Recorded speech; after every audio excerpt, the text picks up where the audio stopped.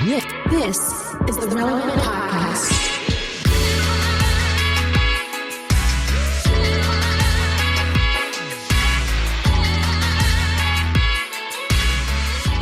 It's episode 1175, and it's the Relevant Podcast here in Orlando. I'm your host, Cameron Strang. And joining me from the Jersey Shore, it's Polly D.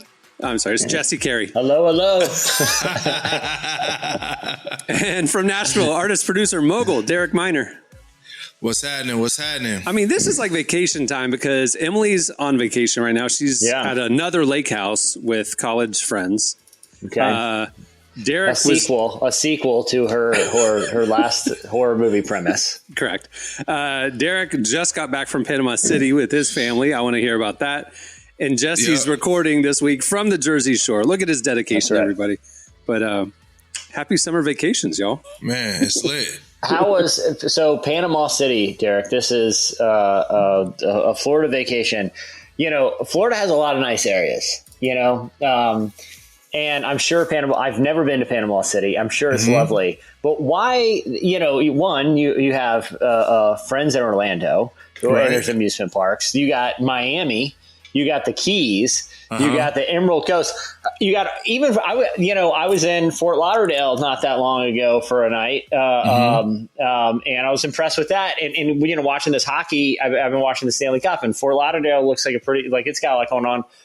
Why Panama City? I'm just curious. You know what? I'm asking myself the same question right now. Even Daytona. Like if I were to rank beaches, I don't even know it'd be in my top 10 of Florida beaches. Nope. You got it wrong. So that's go ahead. Yeah, I was gonna say the beach is crazy. Right. Like no lie, I never seen water that clear. Yeah. At a beach, like it was like ridiculously clear, and the sand looked like sugar. Like literally, it looked like sugar. So I'm like, man, this beach is crazy.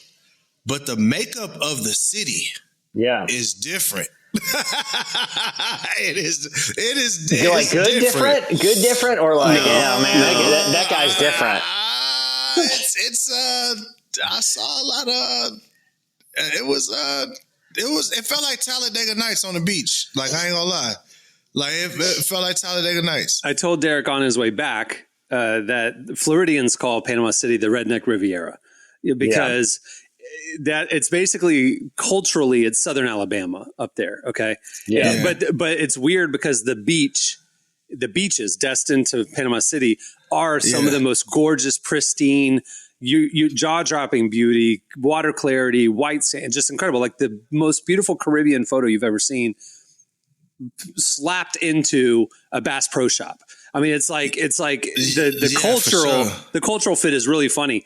So it's like Daytona Beach though. Daytona Beach is interesting because it's also like touristy, trashy, older, that kind of thing. But the beach is like, the racing started in Daytona because they would race on the beach because the beach is so flat and packed, and they would have drag races on the beach. That's how racing started there.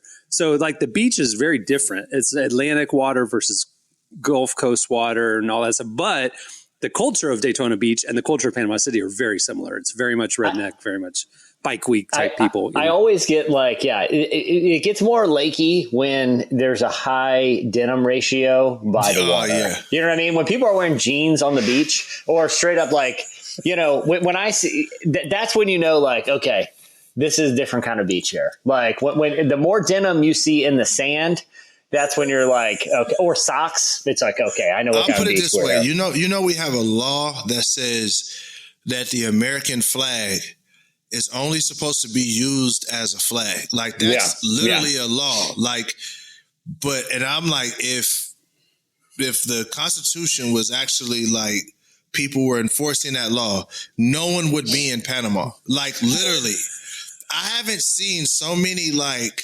small American flag bikinis on large people in my life. Like it was just like, it was very like American flag hat for the guy with a beer on the side of it. And it says like, get her done on the back. You know what I mean? Like it was very like, when I get there, like me and the fam was like, so me and my wife are foodies. So the first thing I'm doing is going on Yelp, and it's like Chili's has like a 4 star. Chili's, so I'm like, man, all right.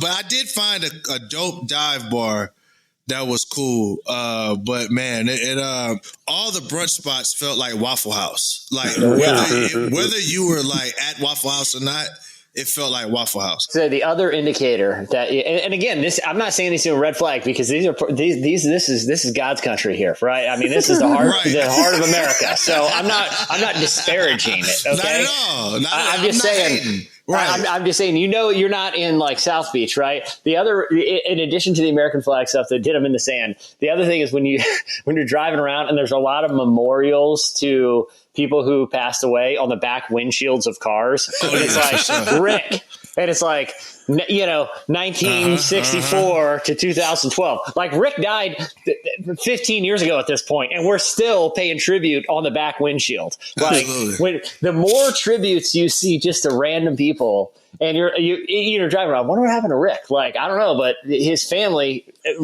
still has feelings for him because they're driving around with memorials on the back. I get the memorials where it's like the years are like, oh man, that was a kid, or maybe college kid or something like that. But Rick lived a full life. That was grandpa. He just died when he was supposed to. He was 73 years old. Why are we putting stickers on the car? And again, when the end date on the sticker is like 2023 or 2022, 2024, it's like, I get it. This was, this is how they're dealing with it. It's like, this is 2015, guys. I think we got to go. I think he's beyond the sticker. I think they've gotten a new car in the last 12 years. You know what I mean? So it's like that's what I'm saying. They put new stickers. Someone in the family is making the stickers and making sure. Oh, I heard you got a new car. We got the new Here's your Rick stickers sticker. In, so yeah. But it seems like in a certain part of the country, that's what you do, is you memorialize a family member on a But see, vehicle. you're talking stereotypes about Panama City where you've never been, but you're at the Jersey Shore by choice right now. That's the land of stereotypes. Like what? I mean, why do you go to the Jersey Shore of all places? Because my wife's family has been coming here, for generations, literally the same group of houses they rent out once a year since they've been, not only since I've been dating my wife, but they've been doing it for generations, way before the TV show. When you get ready to go, like the week before, do you frost your tips just so you can fit in better when you're there? I have a whole routine. I have a special drawer that's like a lot of affliction gear. Exactly. I only wear to watch UFC fights and go to the Jersey Shore. I get that out. I hit the gym pretty hard. 3 spray tans. I take some illegal substances to get a little extra, pump up. That's what they do here. You got to bulk up. No, I listen, I've been coming here, as podcast listeners know, for many, many years, like 20 years now. I feel like I know my way around town. During the height of the Jersey Shore, like TV show, it was everywhere. Like, as featured on Jersey Shore. Now you have like one garage door that's painted like the Italian flag that was on the show. And it's sort of like, it's more of remember when, Yeah. Personally, guys, I miss the heyday. It's not the same up here since the show, isn't. But I thought they brought the show back, and they went back, like had a family reunion show at the Jersey Shore. It's not the same. Listen. It didn't hit the same, huh? It was kind of sad. I mean, like half our, I've come in and out of rehab. There's been prison time involved with them. Yeah. It's shoot. Some of them jail time with the Jersey Shore. The main dude. What's his name? The situation. Went to jail for tax fraud. He had a tax situation. Yeah. And then, you got them. Fraud. It's not the same. It's not as fun as it was. Like once like rehab and jail come along, it's not as fun. You know what I mean? Like but we're having a great time. Is there like a walking tour? Like I know when you go to New York, you can like do the Sex and the City walking tour or whatever. They take you to different places from the show. Is there a Jersey Shore walking tour where you can go hit all the tanning salon, the laundry place, the club, all that stuff? Yeah, I mean, I run it when I'm in town. It runs 1 week. That walking tour runs 1 week every summer. I'm pretty busy actually. So after this, we're gonna hit the spot where Snooki both threw up and got arrested. So pretty excited about that. We got a big afternoon. I'm charged quite a bit for this. And that's how do you attract business? How do you stand on the side of the road twirling a sign? Do you have like the inflatable guy with the crazy arms? What do you do? Yeah, I mean, mostly I just stand on the street corner in a tank top, fist pumping with EDM going, and people just come. They're they know what that means. It's line up right behind me. We're going to get going in about 10 minutes here. Give me your money. We're going to do the tour. So pretty effective still after all these years. There you go. Well, this is going to be an unusual show, everybody. Just like last episode was an unusual episode the other way. So the last episode, if you listen to it, it was an hour and 45 minutes long. An hour of that was a unedited conversation with Carl Lentz that a lot of people are still digesting and talking about and sending us unsolicited feedback on. Thank you very much, everybody. Both good and bad. Both good and bad. No, it's something to chew on. If you haven't listened to that, go listen to it. But later we talked to Sheppard. You know them. They had a massive, enormous hit several years ago called Geronimo. They have a brand new album coming out today. And guess where they're debuting it? Here on the Relevant Podcast. You don't want to miss that. But normally on this show, this episode each week, we have Relevant Buzz and your feedback and everything. Emily is on vacation, and that's her segment. And literally 10 minutes before the show, I realized that Emily is not on the show, and we do not have that segment. So we are going to, instead of Relevant Buzz in the next segment, we're going to do a little get to know yous with the guys. We're going to do some table topics. And at the end of the show, you got to stay tuned because the feedback is nuts. On this show last week, Derek's house almost had been burned down by his sons. And our question of the week was, tell us a time from your childhood that mom and dad weren't around and you did something you shouldn't have done and it almost went really bad, but you didn't get caught. A lot of you have had those experiences. Maybe that's why you listen to this show, because you identify with us in that way. But anyway, stay tuned for that. It's going to be a fun one. I'm excited. This is a leisurely vacation type of episode. It's a vacation episode. You can get buzzed any week. I love Emily. I love what she brings to the table. Because without saying, I love being in the news pop culture business. Sometimes you need a break from the buzz. This is a summer vacation the buzz episode. Is going to happen. Yeah. You got to let your hair down here. We had enough to chew on in the last episode. This episode, we're just coming up for air. We're going to hang out, and then there. This is the little dessert after you eat that. I'm the meal, the heavy meal, a big plate of meatballs. Okay, I said a big plate of meatballs. You got to take it down a notch. All right, stay tuned. Up next, it'll be table topics.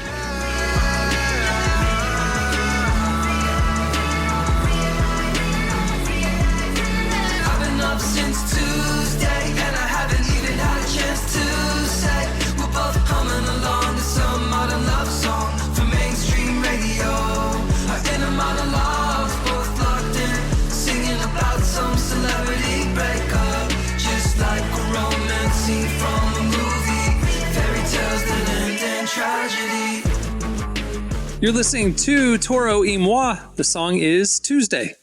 Today's podcast is brought to you in part by Mercy Ships. Globally, 5 billion people lack access to surgical care.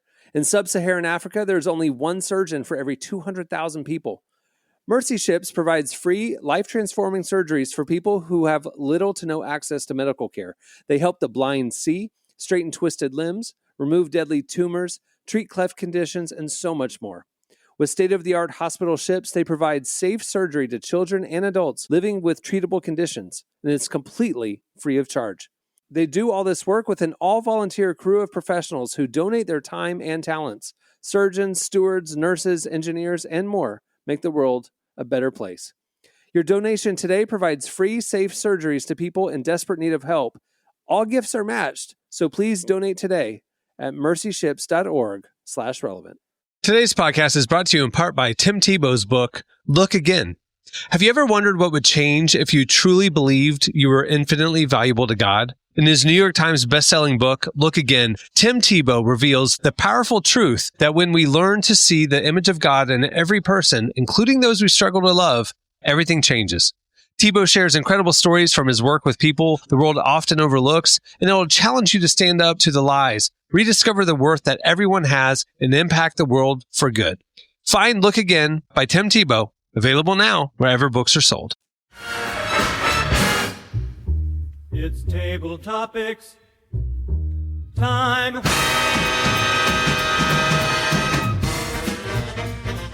All right, like I said, I just have a big old stack of cards in front of me, and we are going to randomly ask some questions, stir it up. Let's get into it. Here we go. Some of these are serious. Some of these are not at all. These are all serious. Okay, here we go. We're just going to get into it. We're going to get real. This is therapy. All right, guys. What parts of you, we'll start with you, Derek. What parts of you fight with each other? I told you. Wow. Like that's one of the lighter ones here at the top of this. It's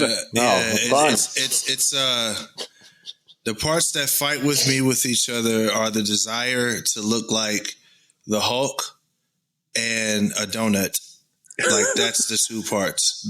I love donuts, and I love the idea of looking like I should be a superhero, but I don't like the work that goes into it. And usually the donut wins. So that's fair. Yeah. Jesse, what about you?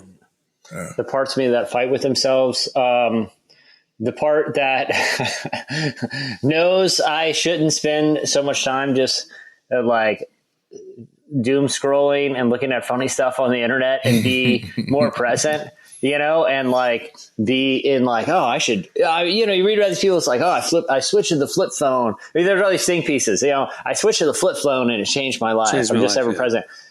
I'm not going to lie.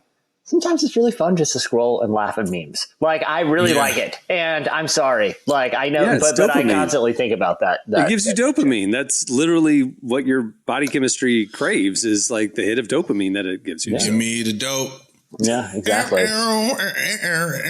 know what doesn't give me dopamine is when I'm waiting in line at the grocery store just staring off into the distance. Like, that's not doing anything for me either, okay? Like, you can be all, sorry, like wellness gurus, you can be all self-righteous about the smartphone. If I'm sitting there and there's 5 people in front of me, I'd much rather look at funny memes than just stare off at a rack of candy bars. It's, that you can hear the struggle, Yeah, for sure. What's the funniest thing your inner child wants, Derek? Your inner child. What's the funniest thing it wants? See, for me, up until a few years ago, it would have been, I still never let go of the dream of I wanted to go to space camp. And then as an adult, I went to space camp. Right, then you went to space camp. Right. And Legos, things like that. Like my inner child wants it, but I give that to my inner child. So like, Yeah. I think the funniest thing, the thing my inner child still wants is to be on Double Dare. Y'all remember that show? Yeah. It was filmed here in Orlando. Yeah, bro. That's what my inner child wants. My inner child still wants to be on Double Dare and compete for those British Knights. Like, I want to compete for those British Knights. Dude, I forgot about the BKs. The light up BKs, bro. Dude, every commercial break was all about the BKs. Like, yes, sir, bro. That's it. Jesse, what about you? This is easy. Like, I think about this all the time. Like, I was thinking about it the other day. In college, we had to either for a communications degree, which I know it's shocking. I actually have an education in this, considering most of my professional life is comprised of saying ridiculous things on a podcast. But you had to either take a foreign language to graduate or a drama course, okay? Like a theater course. And I wasn't going to there's no way I'm taking a foreign language. Like, that's just like, I'm going to take the easiest thing, right? And wait. You were a BS? Because when we were picking majors, I remember BA and BS. The only real difference between the two, one required 2 semesters of a language and one type of degree did not. I chose the type of degree that did not require language for that exact reason. But you chose the language one, but you chose an alternate to language. They said drama? If you don't take the language, you have to take like a theater class, and that just seemed that just seemed like, well, in college, the decision was always, what is the easiest? What is going to require the least out of me? Right. And this, I know this is going to make a lot of theater people angry, and I don't really care. I don't do plays. I don't do musicals. I don't watch them. I have no interest in attending one. Like, I went to a movie once. Yeah, I remember. I can't remember what movie it was. I went one time, and in the first scene, I was like, "Wait, is this a musical? Why are they singing?" I left. Like, I don't do it. Okay, that is not me. That happened to me in Dreamgirls. I was in New York with a friend, and we were just a random movie. I had heard about Dreamgirls, so we went and saw Dreamgirls and sat down. Within 2 minutes, realized they're singing at me the entire time. We left. It was like, I'm not into this. But everyone in the class had taken it because they had an interest in theater, and I could not muster the energy or effort to, want to take it seriously. And I ruined every scene I was in intentionally for my own amusement. Like, I was the worst one in the class, but I wasn't like just checked out. I was just messing with everyone all the time, and I just didn't care. You know what I mean? Like, or like when we went to space camp. That's what my inner child wants, is to act like that in so many scenarios as an adult where I just can't anymore. But I just want to disrupt scenarios and act inappropriate. That's what my inner child is always wanting me to do. And I can't indulge it like I used to. There's too many responsibilities. Did you get in trouble in class for like being a class clown, talking? That's what I'm saying. I miss that. I miss being, I miss disrupting situations, even if I was the only one who got an amusement out of it. It's hard to do. It's funny, you're precocious up into a certain age, and then you're just problematic if you're late into your adulthood, just making things inappropriate. Every Monday morning, and the teachers in high school would sit me at the front of the class, thinking that if my only audience was the teacher, I wouldn't talk. I figured out, like on Monday mornings, I would basically reenact the previous weekend's SNL. Like I was a class clown all the time, all during elementary school. I would get like straight A's. Every report card, the teacher would write, Cameron's a great student. He does his classwork well, but he talks too much. Like, can you please talk to him about talk? Dang, that was me too. For real? Yeah. And now we're all talking. That was the one. That's the one. That's so funny. Now, literally, our livelihoods are based on our abilities to talk and say things to keep the class entertained. Take that, Miss Brinkley. Exactly, Mr. Herzog. Anyway, all right. Let's see. When you guys were young, what did you want to be when you grew up? Derek, we'll start with you. I wanted to be a scientist. Really? I did. What kind in particular? Any like one that blew up stuff in labs. Like like a chemist. In my mind, like that was like Back to the Future, like Doc. That's what I want to be, something like that, or do like experiments, create time travel, and then I realized like it's nothing like that, and it's a whole lot of math, and I was like, you know what, this sucks. I'm gonna be a rapper. Has anybody ever explained why a 60-year-old retired scientist hung out with a high school boy who was not scientifically, like, he wasn't like a science student. He was just like a precocious kid. Like, why were they friends? It's probably marijuana. Yeah. They probably both smoke weed. Is that really a theory? No, I just made it up. I'm just like, how did that friendship form? Like, what is that? They was stoner buddies. Yeah. Marty McFly was his plug. That's interesting. Marty McFly was his plug, bro. That's the only thing that makes sense. First Breaking Bad, bro. It's the first Breaking Bad. Yeah, it was like a Walt and Jesse type of relationship. It really was. Like, except instead of dedicating their time to sophisticated ways to produce meth, they were producing time travel. But I do like watching it as through the lens of, this is early Walt and Jesse here. That's what it is. That is. That's interesting. Jesse, what about you? What'd you want to be when you grew up? I never had any professional aspirations. I remember watching a show one time and somebody said he was independently wealthy. And I was like, that'd be great, wouldn't it? Like, I mean, what do you do independently wealthy? And that's just the end of the answer. I like literally no profession. Like I never thought about what I wanted to do for an income. I thought how great it would be not to have to do that. So, and I'm not saying I literally never like, like when Cameron, another ORU story, when we first went to college, my first major was what they called exploratory. And that meant like you could, if you didn't know what you wanted to do, you could choose exploratory, and they would just knock out all of the classes that you were, you would get credits. The general ed stuff. I stayed exploratory to the last possible minute. And when I told people, I told them I was going to be an explorer, and that's what I thought the degree was, like a professional explorer. And I was like, yeah, they got an exploratory program here. It's awesome. I'm going to be. No, I waited till the last possible minute to even think about that. That's really funny. All right, what do you guys most enjoy doing by yourselves? Derek, I'll start with you. That's a good question. What do I most enjoy doing by myself? Watching anime. I ain't gonna lie. Yeah, I like it because, one, my wife is always, I love my wife. So I hope she don't listen to this, but she's going to ask a lot of questions. And she's going to come in the middle of it and ask questions about the backstory. And these animes are like 360 episodes. So I got to unpack this whole guy's life journey in the middle of that. So it's like, you know what? I'm just going to watch this one alone. Like, yeah. So yeah. Mm-hmm. What about you, Jesse? Scrolling my phone, looking at funny memes. If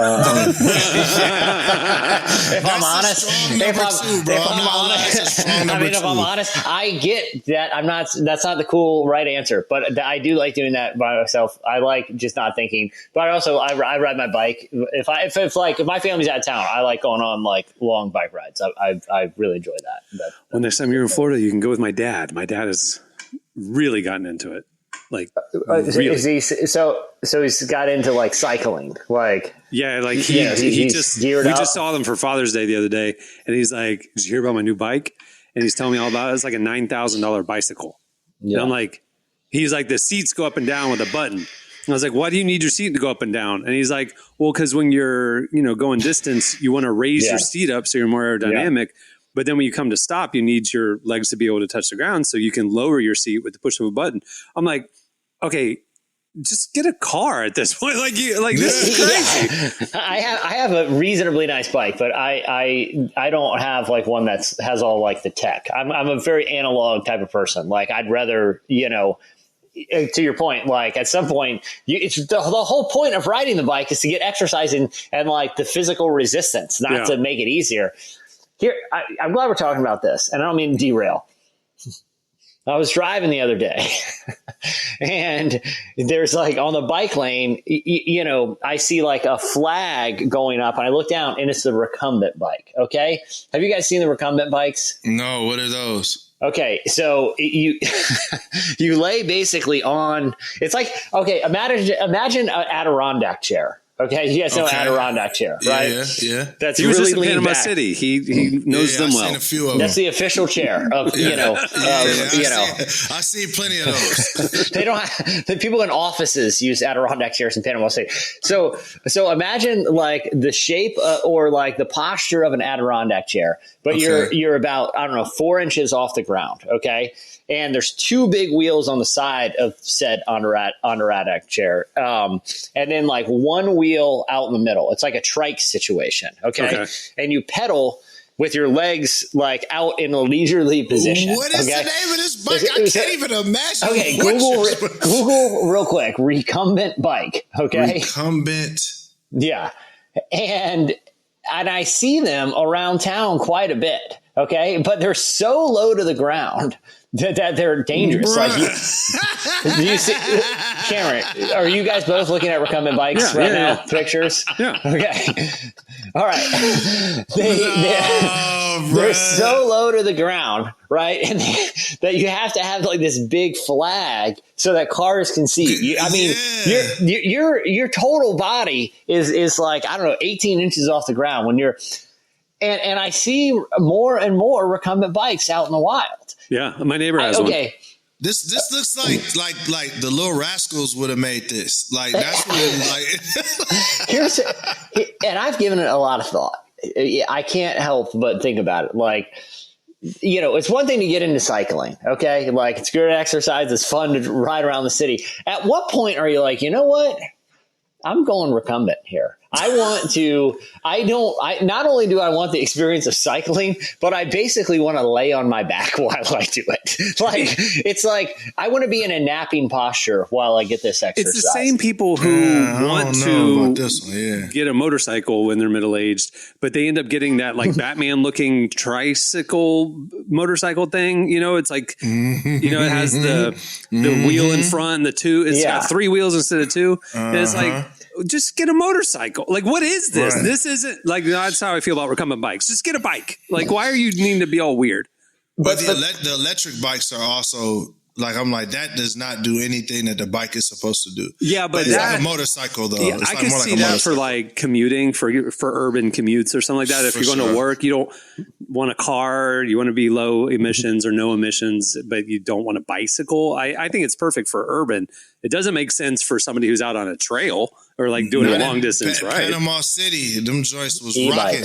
Yeah. They was rocking on them electric bikes. I have a theory about that. What? I think they're big in Panama City because I want a shirt that says "big in Panama City." Like that. I think the reason e-bikes are popular in places like Panama City is because there are weird loopholes in like DUI laws. That's my personal theory. It's like people think they can't get in trouble if they're technically on a bike, even though it's electronic and goes like 35 miles an hour.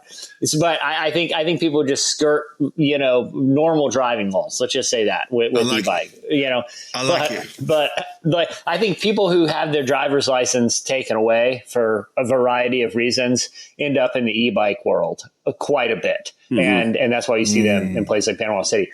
But the recumbent bike, at some point, someone makes the decision. I have $9,000 to invest in this hobby, like your dad. What if your dad didn't buy that bike, but he rolled up on the recumbent? Because plenty of dads do, because I see them all the time. Well, those people are somebody's father's, son's, like, who's rolling up on the recumbent bike and just like, I'm a recumbent bike guy now. What if he was like, I want to go on a family bike ride, or like, hey, yeah, let's go, you know, whatever. I have this great trail. And then like he rolls up in a recumbent bike. Like, nope, I'm not doing this. Yeah. Yeah. I kind of respect it though. All right. What did you do? Sorry, I misread this. What did you do that drove your parents crazy? What I thought it said was, what did your parents do that drove you crazy? But anyway, what did you do, Derek? They got really into recumbent bikes. Everything. Everything? I did everything. Were you a bad kid or a good kid? You know what? I was not bad. I was mischievous. Right. Like I definitely, you know how they say boys test their boundaries. I definitely was a habitual boundary tester. Yeah. Like, it's like, okay, how can I get away with this? So, a big thing that was, I mean, obviously being a musician is the music stuff. Like, that used to get on my mom's nerves. But you know, it paid off. So, there you go. Jesse, what'd you do? I would frequently, and I would, I wouldn't intentionally try to irritate my parents, like I other adults all the time. But I think it was borrowing a lot of my dad's stuff and using it for things it wasn't intended for. You know what I mean? Like I was always, we were trying to make some contraption on a bike, or hitting like things with golf clubs that weren't, or taping fireworks together, but using, my dad's toolkit. I was never using his things for the intended purposes of those things. You know what I mean?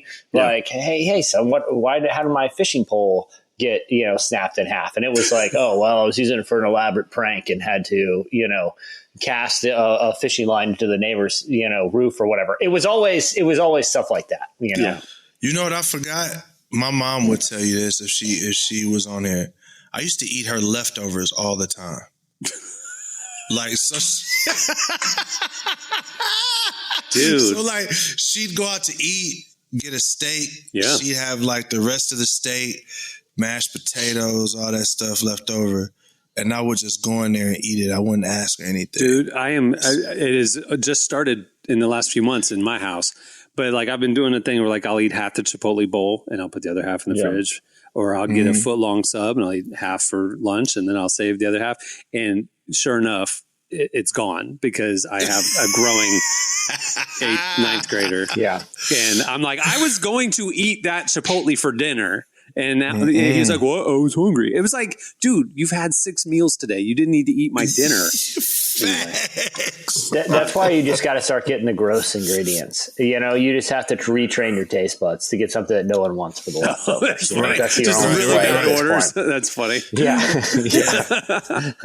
All right. Well, you know what? We'll run out of time. But there's like you were talking about mischievous and stuff. That's a perfect segue for our feedback segment coming up. Right. So we'll put a pin in this there and then pick it back up in feedback.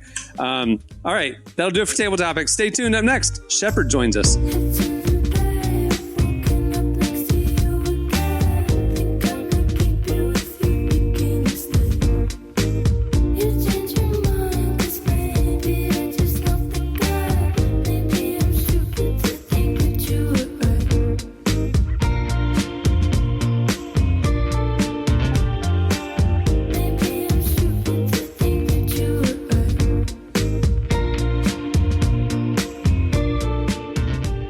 You're listening to Benet. The song is Hurt You, Gus.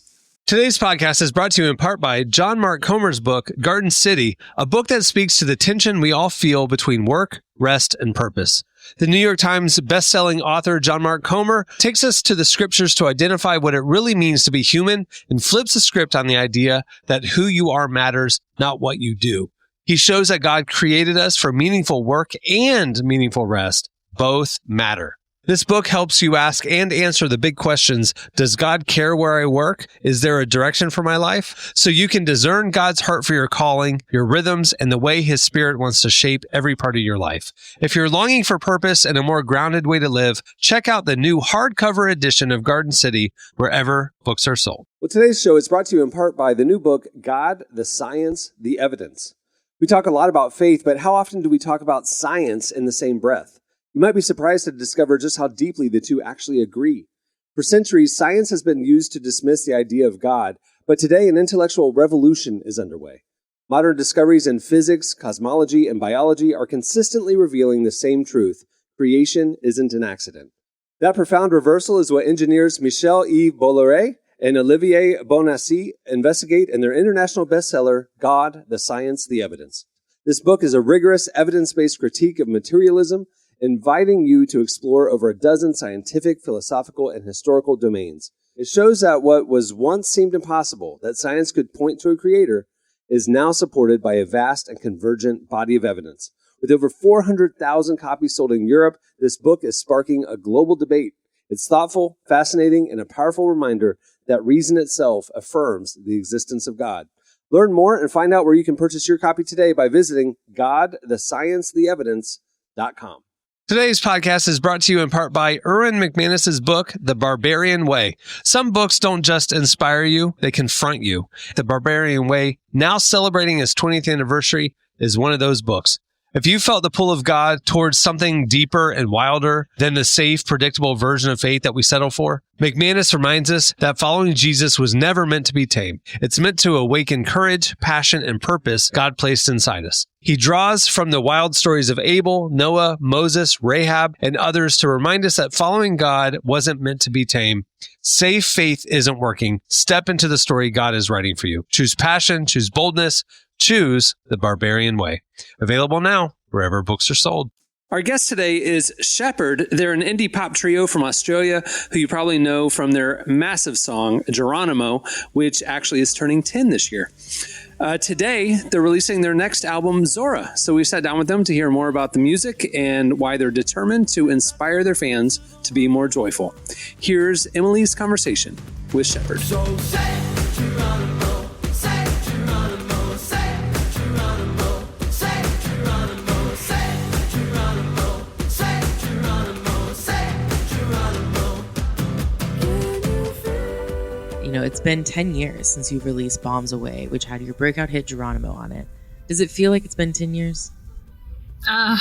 Yes and no. Like 10 years has gone by in a blink of an eye, but also at the same time, I'm like, wait, there are kids coming up to us at shows and they're like, oh, I was in like primary school and this came out, and now they're like 18, they're adults. I'm like, what? It just, how? How old am I? Yeah. So it's really hard to grasp that it's been a decade. But it feels like we haven't aged, although we may look like we've aged. yeah, I guess that's the thing about aging, is you always feel young at heart.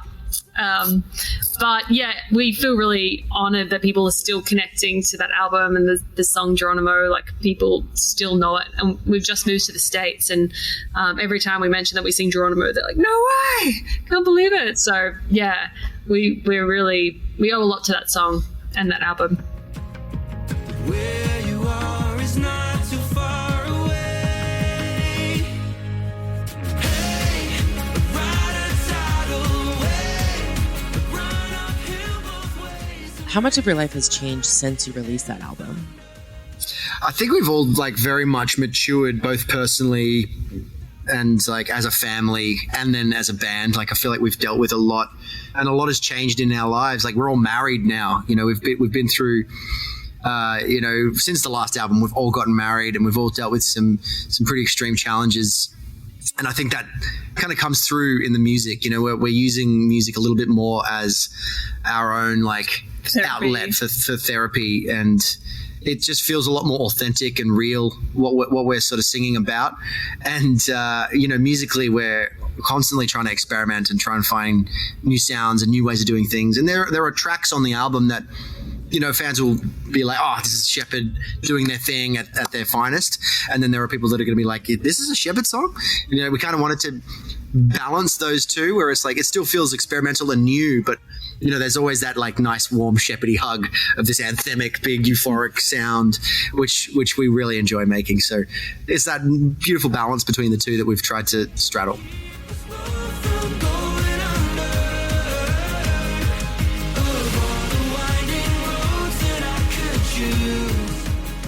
When did you begin working on your upcoming album? It was pretty much almost immediately after we released Kaleidoscope Eyes, our previous album. We did a launch show in Brisbane, and it was very, very COVID restricted gig. So like nobody could get up and dance. Everyone had to be seated, and we streamed it, like filmed the entire thing, put it out on YouTube for the entire planet to see. And then that was the end of that album cycle, essentially, because of COVID. So we had the time, we got straight to work. We started writing album number 4, Zora. And it was all very born out of frustrations of how, you know, closed off the world was and how dark times felt. And, you know, we were sort of like trying to bring hope to ourselves of like, you know, this is going to be over soon. Like, the sun's coming, the dawn's coming to light up the darkness, and we can make it if we just hang on. And that was kind of what the album became about, which was kind of cool.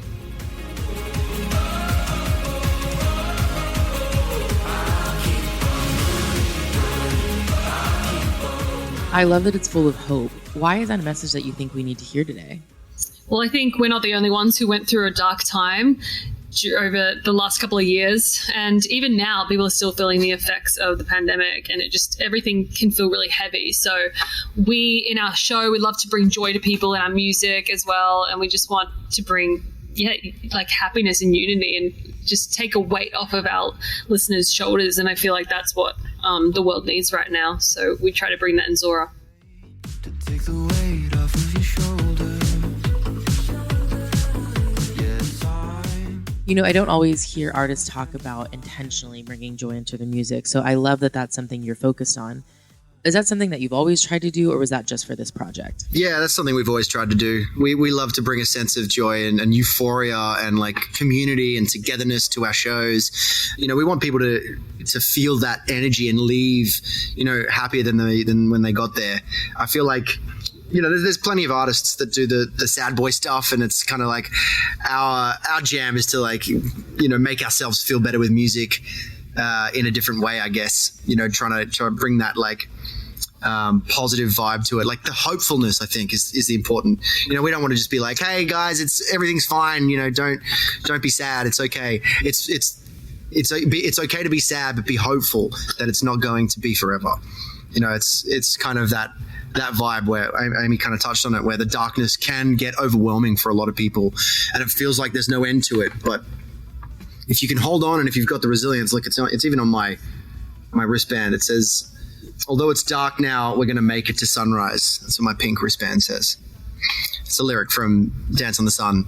I think that's kind of what we want to instill with our audience, our listeners this time around.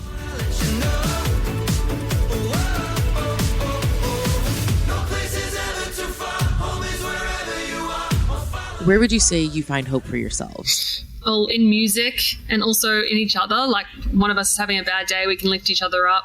We've got a really strong family unit, so I think that helps. But also, we look to our grandma, who her name is Zora. And we named the album after her because she's had a really, really tough life. You know, she had to flee her home country, which was Yugoslavia at the time, now Croatia. And she essentially ended up in a really small mining town in Australia, couldn't speak English, had to work 2 jobs at 17 and never saw her family again. She ended up meeting our grandfather, who died at, when she was in her 40s, leaving her with 7 kids. So she's been through some things that you just can't even imagine going through, and still she is the happiest person we know, and she loves life, she loves people.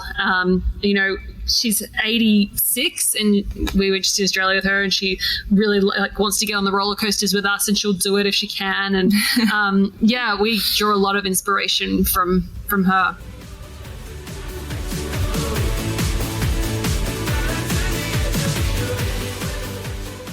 I don't think my grandparents would get near a roller coaster, so I love that yours is on the ride with you. Yeah. I don't know many people. And she'll fight. If she's at a show, she'll fight through the mosh and be like, "I'm their grandmother," and literally get front and center. And everyone's like, "Oh my God, it must be her grandmother," because no other 86-year-old woman would fight through a crowd to be front and center. Yeah, we actually posted a video of her on a roller coaster last September. So she was 86 or 85 at the time, and we were so worried about her neck on this roller coaster. I was behind her, holding her head in place, just making sure that... Which was pretty much just leaning into me like this. She insisted. Has she heard the album yet? We've played her some of the key tracks. I mean, there was a nice surprise at the very end of the album. There's a little Easter egg where a voicemail that she left sort of closes out the album. And she didn't know that was coming until we played it to her, and she just burst into tears. And our mum as well, every time she hears that, she just can't help it but cry. Full. So our album will make you cry as well. Tap on tears. But yeah, she's heard the majority of it. I don't think she's heard it from start to finish. But we've given her the full, first reveal of the cover and the booklet inside, which is all about her, and she can't believe it. I don't think she hadn't quite understood the gravity of it at first. She's like, "Oh, you've written a song about me." No, this is a whole album with your name on it, and it's dedicated to you. And she just, I think, slowly started to realize it, and it just feels like a really nice way to leave a legacy for her, and everything that she's about, all the positivity in the face of some of life's biggest challenges. It feels like a legacy coming full circle for her, which is really cool.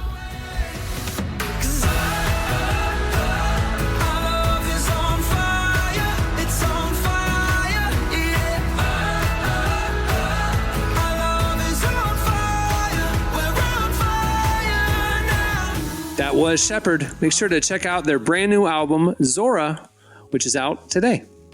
All right, stay tuned. Up next, it's your feedback. You don't want to miss this one.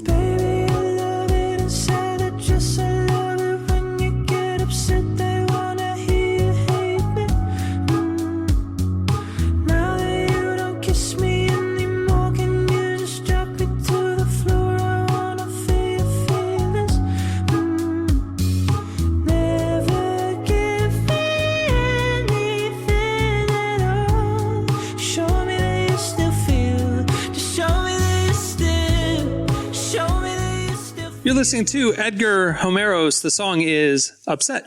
Well, today's podcast is brought to you in part by the new book, Confessions of a Christian Alcoholic. Author Jonathan Seidel knows firsthand how even believers can get stuck in shame and destructive habits, especially when it comes to one of society's biggest obsessions, alcohol. In Confessions of a Christian Alcoholic, he details his spiral into disordered drinking and shares the 4-step process he eventually used to break free. There's hope for alcoholics who become Christians and for Christians who become alcoholics. Find Confessions of a Christian Alcoholic wherever books are sold. What if you could change a child's life with just $10?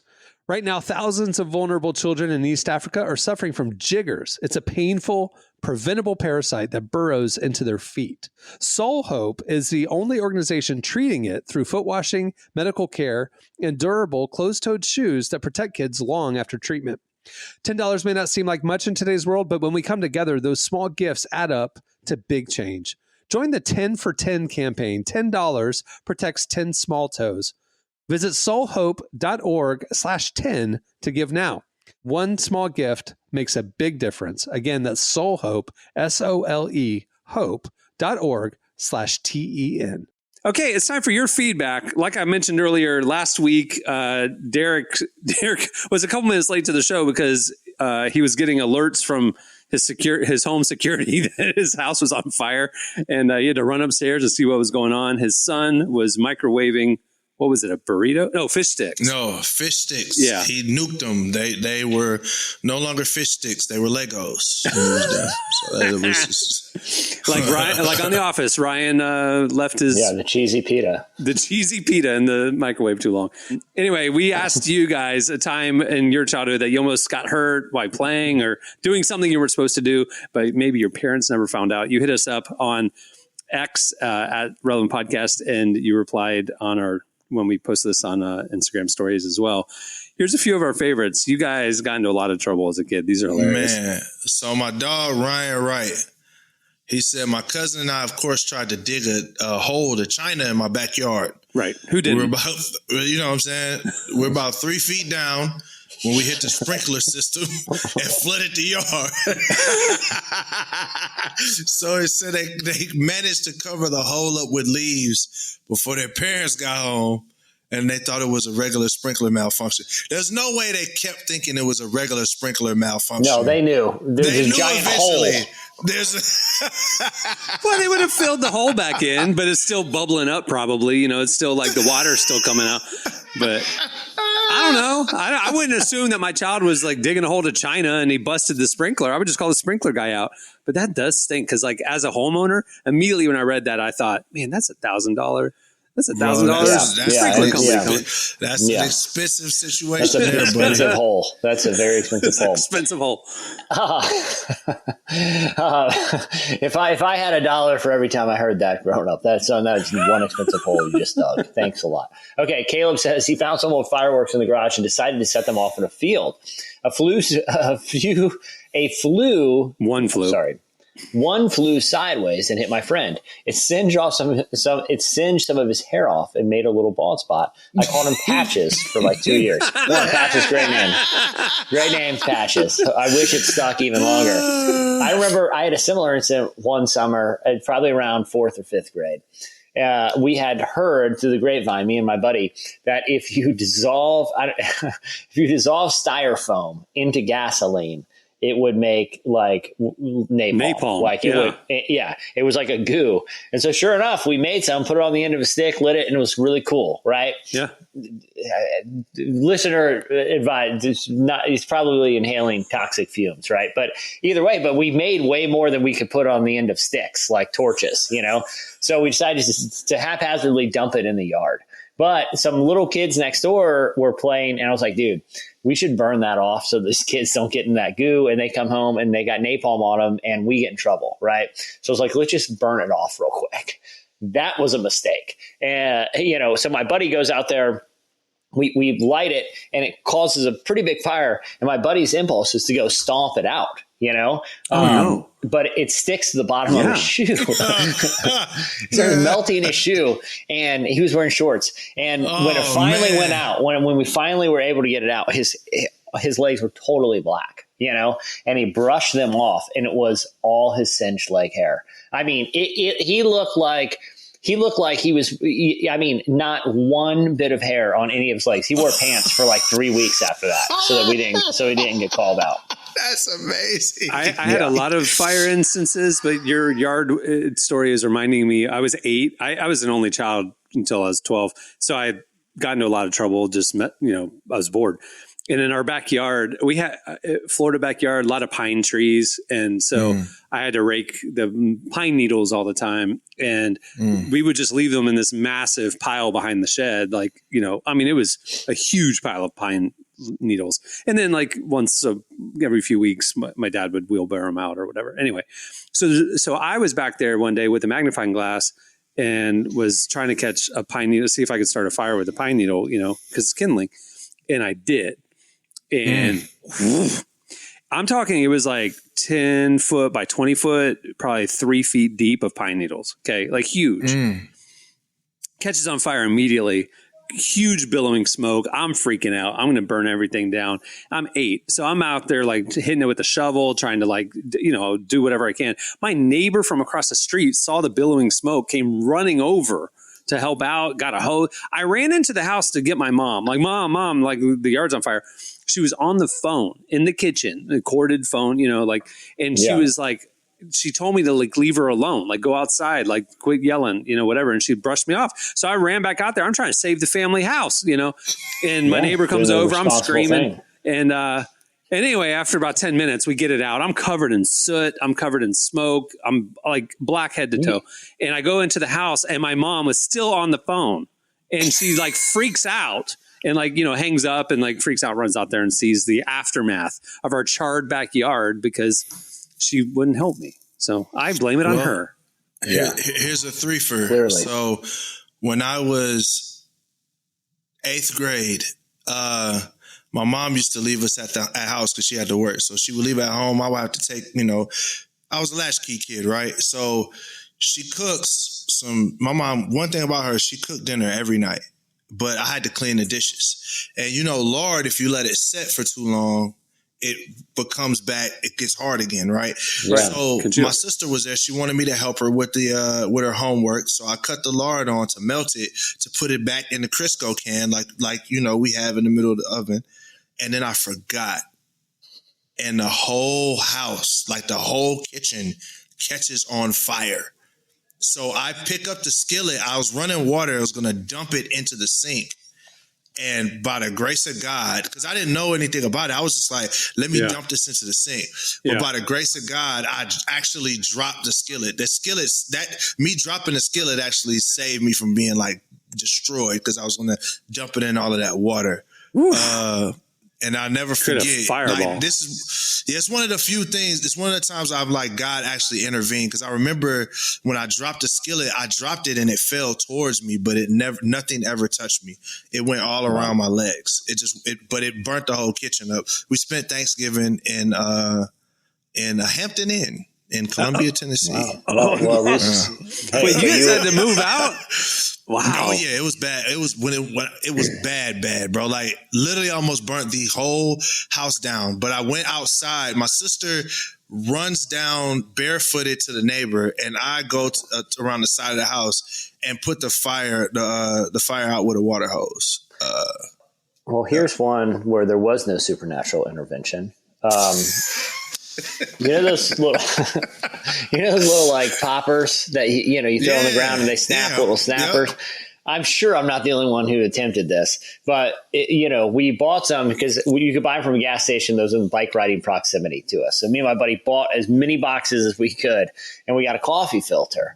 And we went into his garage and just you tried to make a mega popper. Yes, with a coffee filter. That's brilliant. I'm telling you, we were in there for over an hour, undoing the little twisty things, and it was a coffee filter had a big pile. It's just gunpowder, but when you're a kid, you're like, this is just going to be a big ball, and we're going to throw it, and it's going to be awesome.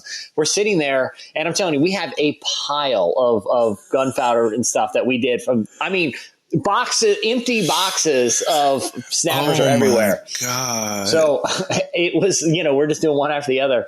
Well, one of us, drops another little packet in there, and it caused the thing to combust. You ever watch like a war movie and a mortar round goes off and you just hear me and him, like we heard a pop, and both of us, all we heard was ringing, and we're looking and we're covered in soot, and we're like looking around, like literally like a concussion, he's like, it's like we're trying to talk to each other, and all you hear, you know what I mean? Like you can't. It took. I mean, I'm telling you, it was like weeks before my hearing fully. Oh my God! Jesse. Don't do that. Don't do that, kids. Did you tell your parents? Did they know? No, Never. no. Of course not. No, bro. Ain't no way. No.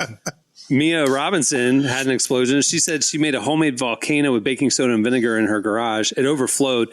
She goes, okay, it exploded and made a huge mess on the ceiling. To this day, there's a red spot on my parents' garage ceiling, and they don't know why. That's pretty funny. Like, it just goes out. I think there's numerous stains in the house I grew up with in their ceilings that were just, Man, yeah, there's some good ones in here. There's some good ones. It's crazy. Some of these, Tyler, if this is as bad as it got, I'm kind of actually disappointed in Tyler Rodriguez here. I snuck into the community pool at night for a swim. Almost got caught by security, but hid until they left, then swam some more. That's like Tuesday night, man. Like when I was a kid, that's your best story? Like that was that. Dude, boring childhood, man. You need to play some gunpowder. What we would do, we would go to apartment community pools and stuff. They have a hot tub. We would fill the hot tub up with liquid soap and suds stuff, and then turn the hot tub on at 2 a.m. And then it would just go all night, and it would overflow suds all over the pool area and stuff. It's hilarious. I would do that at the opening of, or the beginning of neighborhoods too, where they would have a sign for the neighborhood, and they'd have a fountain. We would just go in the middle of the night and we'd fill the fountain with, industrial levels of laundry powder. And oh my gosh, it would, in the morning, it would shut down the street. Because so many suds would flow out into the road. It was great.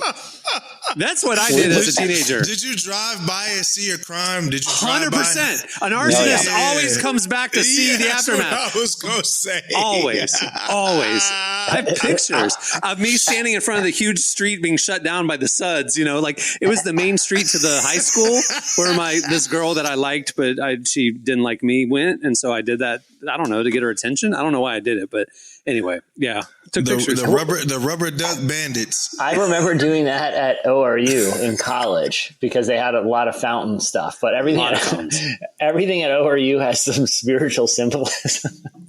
So I remember doing one, and it was I was laughing, and suds are going everywhere, and they're like, that's the eternal Holy Spirit water or whatever. Well, it was meant to be the shape of some tabernacle thing, and I was I just put a bunch of detergent in there. That was probably I didn't know it was a tabernacle thing. I thought this would be kind of funny, but I didn't know it was desecrating something.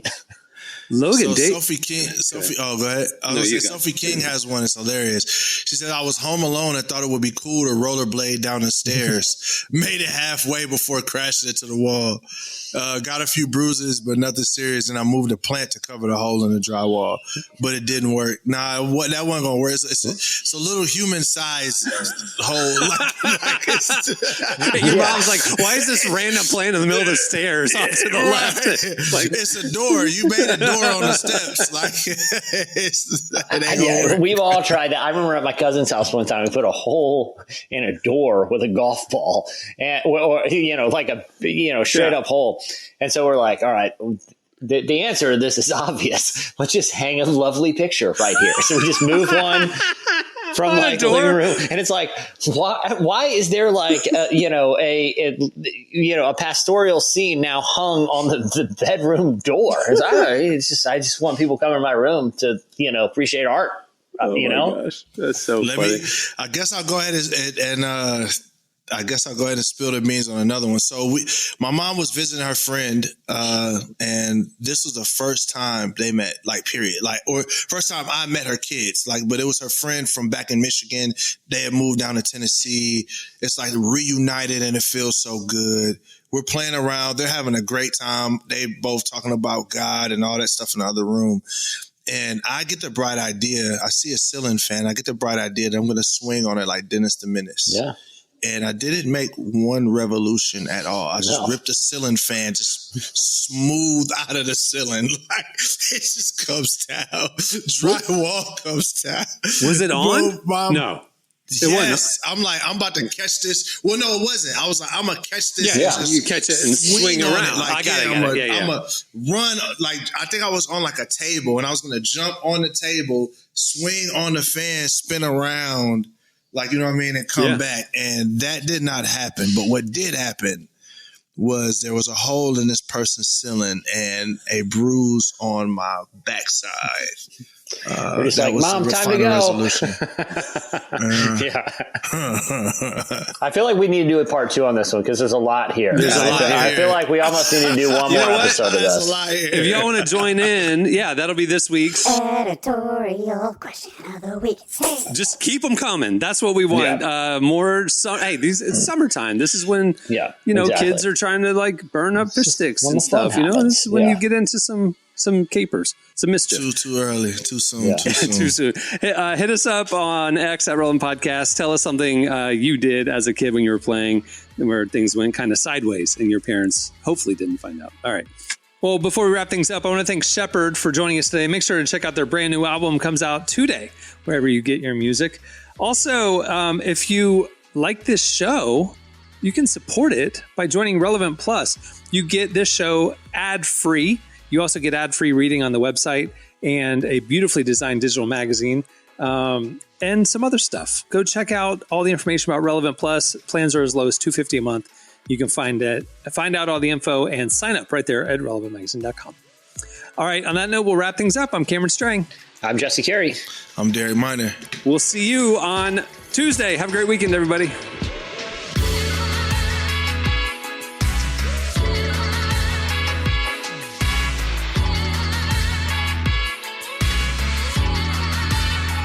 Thanks for listening to the Relevant Podcast.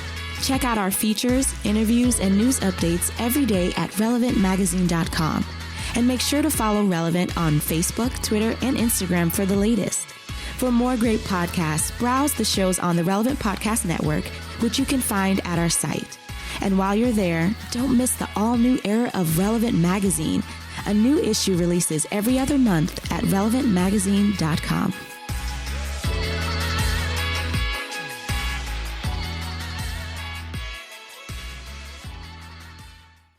Once like rehab and jail come along, it's not as fun. Relevant Podcast Network.